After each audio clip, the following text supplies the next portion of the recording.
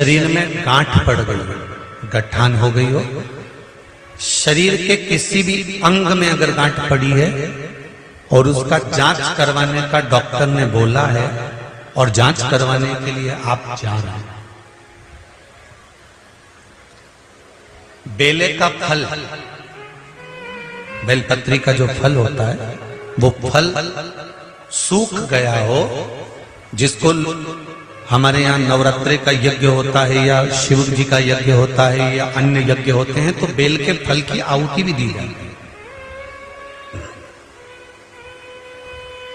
बेले का फल जो सूख गया, सूखा हुआ फल जलाकर उसकी भस्म तैयार करना, उस भस्म को पीपल के पत्ते पर रखकर पिपलेश्वर महादेव का नाम लेकर, कौन से महादेव? पिपलेश्वर महादेव का नाम लेकर बेलपत्री के वृक्ष के नीचे रख लेना और पिपलेश्वर महादेव का ही नाम लेकर बाबा देवादिदेव महादेव से विनती कर कर जो रोग है और गठान कितनी है उस गठान की जांच कराने जा रहे हैं, ये भाव वर्णन कर कर उस भस्म को लेकर आ जाना शिव मंदिर पर, उसको थोड़ी सी देर रखकर पिपलेश्वर महादेव का स्मरण कर कर उसको लेकर आइए और उस गठान वाली जगह पर उस भस्म को लगाकर फिर आप जांच के लिए जाइए। मेरा देव अधिदेव महादेव चाहेगा तो जिंदगी में कभी बड़ी बीमारी नहीं, धीरे धीरे धीरे धीरे रोग उस गठान वाली जगह पर अगर पिपलेश्वर महादेव से भस्म भी शंकर के नाम से, पिपलेश्वर महादेव के नाम से लगाई जाए तो गांठ भी धीरे धीरे गलना प्रारंभ हो जाता। पिपलेश्वर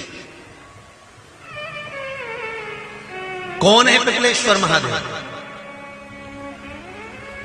पिपलाद पिता के जाने के बाद, माता के जाने के बाद पीपल की कोटर के अंदर पल पोस कर बड़ा होता है और पीपल के फल खाकर बड़ा होता है। शंकर भगवान ने एक पीपल की कोटर में रखकर पिपलाद को बड़ा कर दिया था, तो पिपलाद ने शंकर भगवान का भजन कर कर शिव को प्राप्त करा।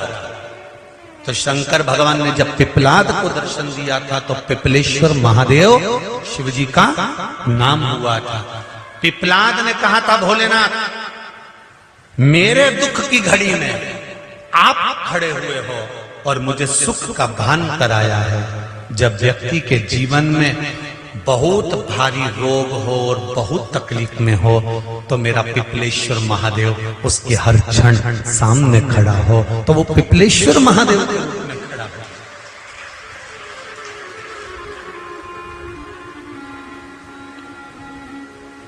काशी में शंकर भगवान पर भस्म चढ़ती है, उज्जैनी में भगवान शंकर पर भस्म चढ़ती है। ये भस्म जो प्रसाद के रूप में आपको प्राप्त होती है, ये भभूत भस्म जो शिव के प्रसाद के रूप में प्राप्त होती है, ये भस्म जो शंकर पर चढ़ी हुई है। किस पर?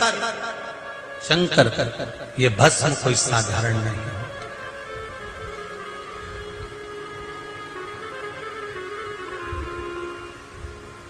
इसका प्रयोग कहाँ करना है, कैसे करना है, कब करना है, यहां तक इसका वर्णन है महाराज।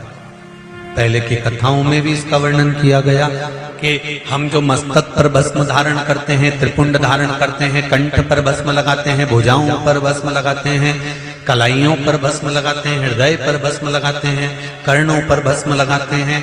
जब यज्ञ करता ब्राह्मण यज्ञ पूरा करवाते हैं तो उस सुरवे को लेकर भस्म निकालकर आपके कंठ पर, श्रवण पर, मस्तक पर, हृदय पर लगाते कि नहीं लगाते? उस भस्म का प्रमाण है, सुख का अनुभव करा। श्री शिवाय नमस्तुभ्यम। दोस्तों, हर हर महादेव। अगर मेरी वीडियो की जानकारी आप लोगों को अच्छी लगी हो तो मेरे चैनल को लाइक और सब्सक्राइब ज़रूर कीजिएगा। धन्यवाद।